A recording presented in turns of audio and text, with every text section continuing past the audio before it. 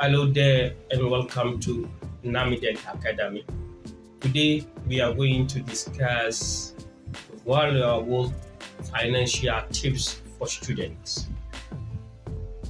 In our previous video of the overview of mental health of students or researchers, we made statement that financial issue is a great factor for well-being of students and it play a major role in stress reduction and productivity of students.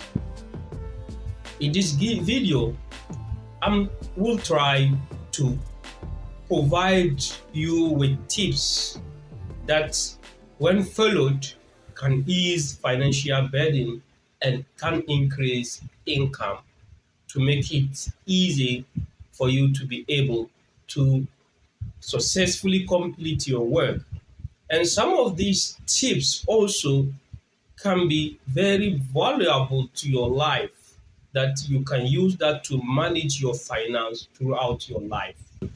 If you have not yet subscribed to this channel, I encourage you to do so. Also, I encourage you to share these videos with your friends and colleagues.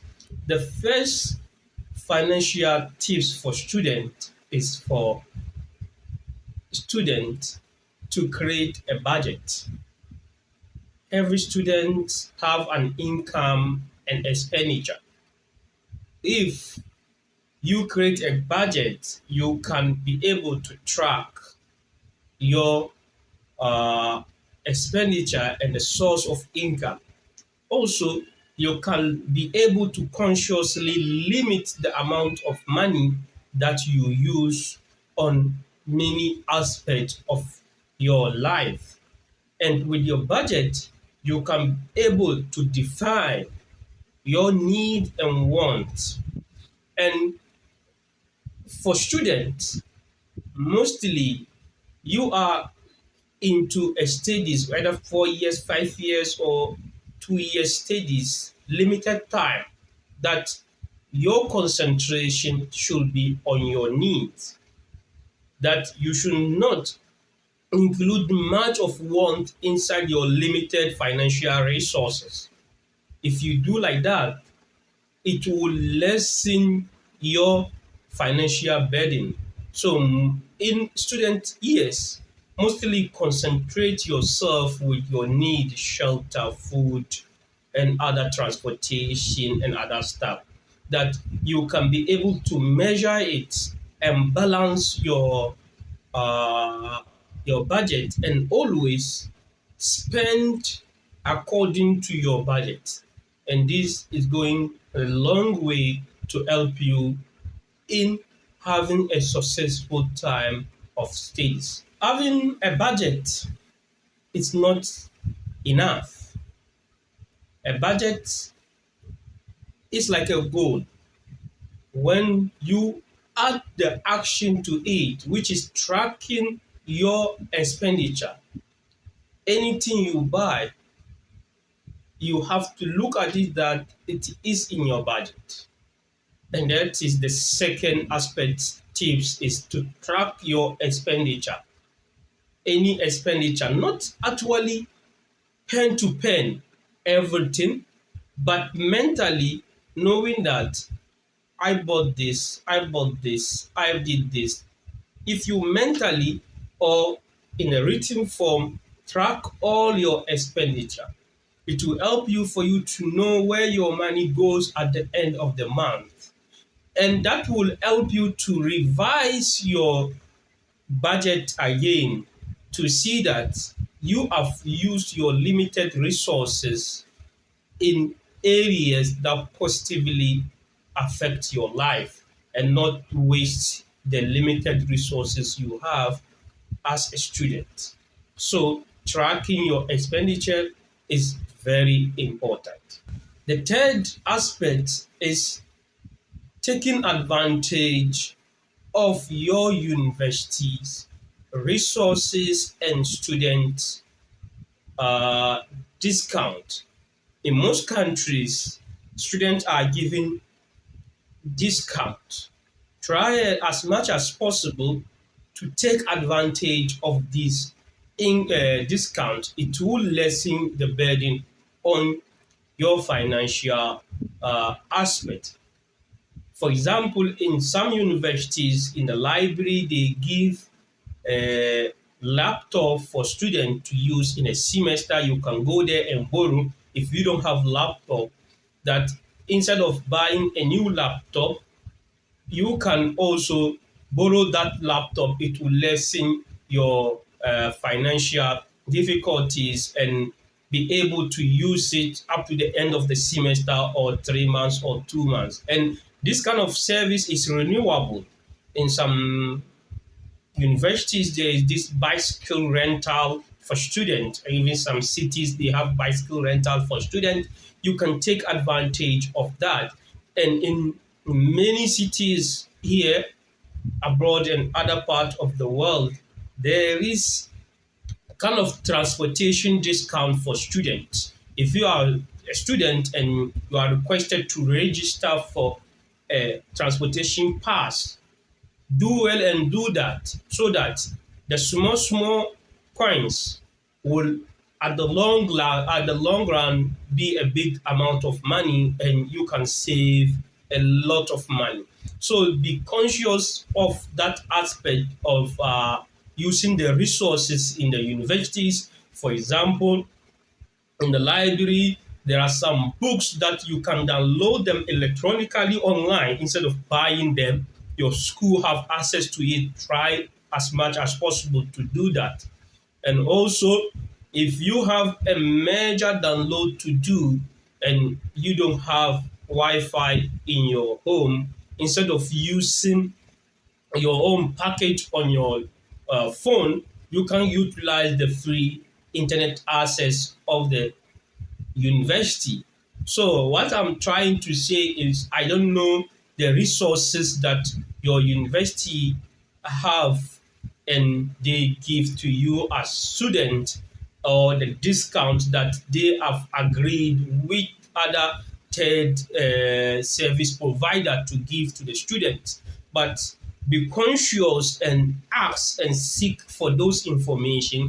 And there are some a lot of this aspect is happening. For example, in some universities, eye clinic and spectacle is been have 50% reduction for students, or even buying mobile phone or buying laptop with your student card, you get about 15%, or the tax is being waived away for you. So it's very important, and it lessen your financial burden. So be very conscious and take advantage of these student resources and discount. The fourth tips is to start an emergency fund, especially if you are an international student. Emergency happen every moment, either through natural disasters or through accident and other stuff. If you have money that reserved for emergency, is very important. It will help you in times of difficulties. If you are a foreign student staying abroad, there is a time that you may need to go home. Either you lose your parent or your wife or your other family members, or some important thing you need to go unplanned moving abroad. Without such kind of emergency fund, you find yourself in a very difficult situation, and it will lead you to high level of stress. So I encourage you, from the onset of your education, either you are a master's student, a PhD student, or undergraduate student, especially studying abroad, try as much as possible to start reserving money for the unknown and the unseen and the unplanned. And that is very important for you. If you are studying in your own country, that one also equally applies to you, because natural disasters or other stuff, your laptop can be stolen at any moment in the library, at any place. And if you have emergency fund, you can just use the emergency part of the emergency fund to buy a laptop or your phone. You are moving through a rain and the phone fall in the river or some other thing. So I want to emphasize that it's very important to start and to maintain emergency fund. As a student, it's going to help you to ease the stress in your studies and to give you some sort of financial cushioning that will help you successfully graduate from your studies. The fifth tips I would like to give you is to stay informed on any financial aid opportunities. To stay informed is to inform yourself, seek for information everywhere. When I started my undergraduate education, one of my physics teachers or lecturers back in KNUST, Mr. Noy, gave us this tip that I've used throughout my life in graduate school, in PhD, in masters. That is still that in high school we have assembly. If you are familiar with the system of Ghana, in high school in the morning there will be an assembly and all the information is being given. But in the universities, we don't have such kind of assembly to gather people. Information are placed on websites or notice board and other places. It's your responsibility to seek for those information for your own advantage. And with that kind of information, you are always on top of the system and you can take advantage of that. So it's your responsibility to search for information about financial opportunities or any other opportunities by your own. And these information are freely available on internet, especially maybe on your university website, on departmental notice board and other places. So search for them, and that it will help you, and also prepare yourself for such opportunities when they comes, because mostly in this kind of financial aid they want you to register and they need your transcript, your statement of interest and other aspects of things. So prepare those kind of a draft of this document and your CV always available, because at times some of these opportunity comes with limited time. So be able to take advantage of these kind of opportunities. And when we say financial aid here, we are talking of grant, scholarship, work and study, and loan. In future videos, we are going to talk much about this aspect. For now, I would like to inform you or to encourage you to get informed, to seek for information. This is going to help you in your financial this is going to help you boost your financial capabilities and financial strength if you are able to get this kind of financial aid by applying them. The sixth tip is for you to get part-time jobs or a get job. In education, when you are learning and seriously reading or studying, getting a full-time job sometimes can be a burden on you, because full-time want 8 hours times 5 days, and that your education also need a lot of time. So if you can make a limit yourself and take advantage of other financial support, you can also be able to take part-time job that it need small amount of your time so that you can get more time for your studies, because working full time sometimes is a burden and you have to steady throughout the night. In the morning, you come to work, you are not having much energy and much attention for your job. And the weekends, you don't have any social work, you are still on your work, and it affects people in such way. And at the end, some people will choose to abandon their education. So if you still want to maintain uh, a job and have also an education, either your master's or PhD, I encourage you to take a part-time job, and if possible, take a job that is aligned to your field of studies. So that one, it will help you in your studies. And if you are a foreign student studying abroad, understand and study your geography where you are studying, and understand how can I get a part-time job that will help me be able to get money and also be able to do my complete my job, complete my education. For some of us who have studied in Turkey, we have seen different aspects of job seeking depending on the region of Turkey you find yourself.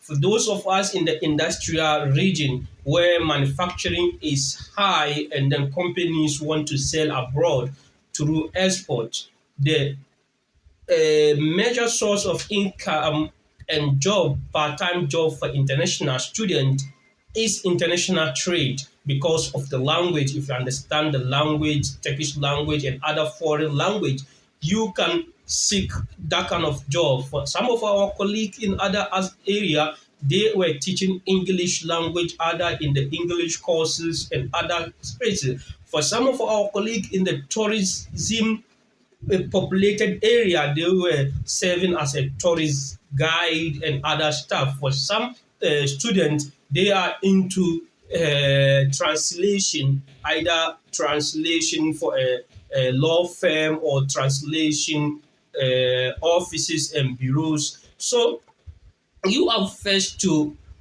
understand the economy, how what control the economy of your region, either you are studying in your own country or abroad, and try to see how my resources or what the knowledge I have that I can contribute to this kind of economy and also get money to help me study and complete my education.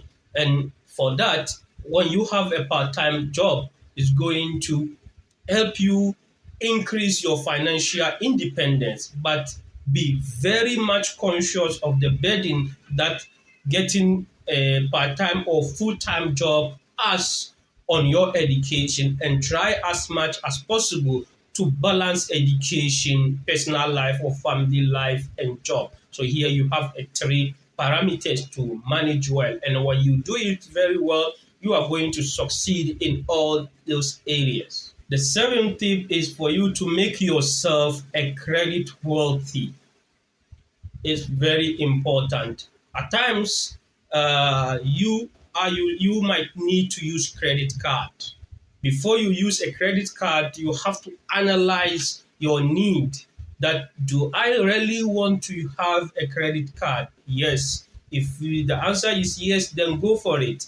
But try to pay your debt on time. We have seen our colleagues here taking credit card without payment until it reached a court cases and the credit card was collected from them, and that means they have a very negative credit score which will affect them in future on getting a credit.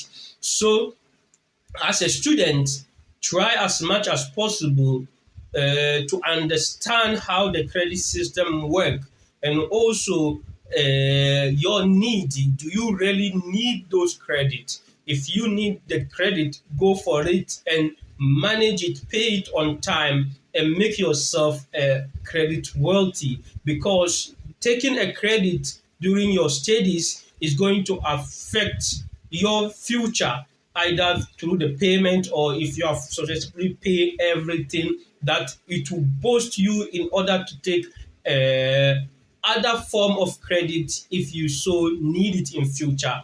But the most important thing is to try as much as possible to be a credit wealthy person. The eighth tips is for you to pay your bills on time. It's very important to pay your bills on time, because some of these utility companies as form of penalty if you don't pay your bills on time, and that will result in additional financial burden for you as a student.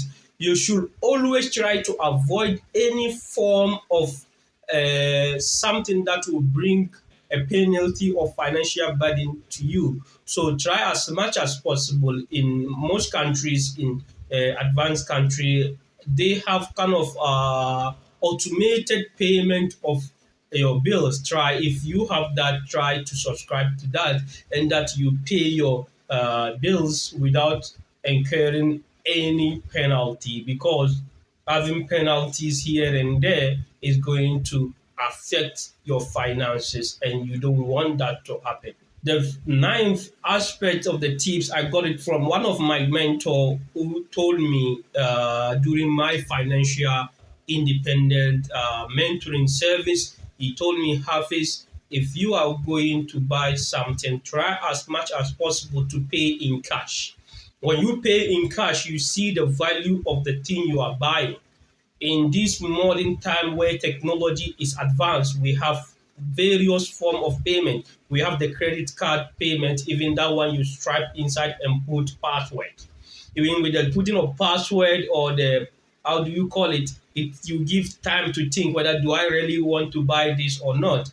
Now we have what we call in Turkish language tamasis, which is that you just have to tap the thing on the card, and then the payment just go on. And we have a lot of now what we call the wallet system, where a lot of these online shops have wallet system, where you just transfer money to the that application wallet, and you buy things. You are not conscious that they are money. You are just thinking, I click 1, 2, 3, 4 and I get the product. If you start to use the money, cash money, you will see the value of the money, and it will limit your wants. And I have personally observed that when I started using the cash to pay things, because when you draw the money from the account and you are paying and you see the money finishing, yeah, that time you feel something. But when you are using the credit card every time, or the other form of wallet every time, the money don't seems to finish. So that one had additional burden to your finances. And also, and this brought me us to another aspect, which is limit your online shopping. If you are going to do online shopping, try also to use some kind of application that can help you navigate all the online shops that are available in your region. For example, in some countries, where in the country I am, we have one application where when you search on it, it will kind of uh, scan all the market available and give you the pricing of the product according to the market and their properties. So you can see this product is the price here in this is this amount, the price in B is this amount, and you can make a wise decision to lessen your financial burden and to have what you really need. The 10th aspect is try as much as possible when buying things as a student, especially educational things, for example, books, to skip the full price. Sometimes in a bookshop there are slightly used books or second-hand books that is available. You can go for those books and you pay less The knowledge in the books, it doesn't matter whether it's a food, it's a new book or old book. Using old book can lessen your financial difficulties. And if you have some books that you have used and you don't need them anymore, you can also sell it to other colleagues, or you can also swap with other colleagues who need. If, for example, you have a book, let's say you have a calculus 2 book, and you are going for calculus 3, and your colleague also or your friend has a calculus 3 and he wants calculus 2 for a friend, you can just swap those things, and it will perfectly help students to lessen their financial difficulty and to freely or to easily live happily through that kind of helping hand for each other. The last tip I would give is about eating at home on budget. It's very important that food are part of us important aspects of our life to eat, to get energy, and to do a lot of things and work. So when eating, try as much as possible to eat home food and to cook home food if you have time for that. Spending on restaurants and other stuff as a student is a financial burden to you. And also, we mostly researchers and people working on long hours on desks usually make an order and the food will come. The person is eating on the uh, desk, and I give advice on that in my previous videos on the lifestyle.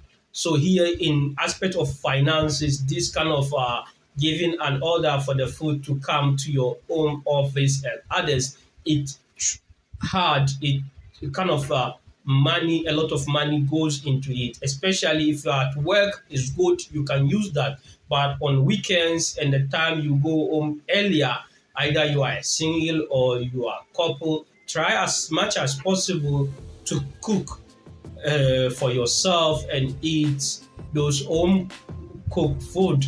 That will lessen your burden on food, and is going to also increase your health, because now you can calculate the calories and other aspects of the nutrient that goes into the food, and also the hygiene that comes with home cooking and the taste that you want. So this comes to the end of my video, and I thank you very much for spending the time with me, and I hope these tips are going to help you in easing your financial difficulties. And thank you very much. Share this video with friends and subscribe to it. See you next time.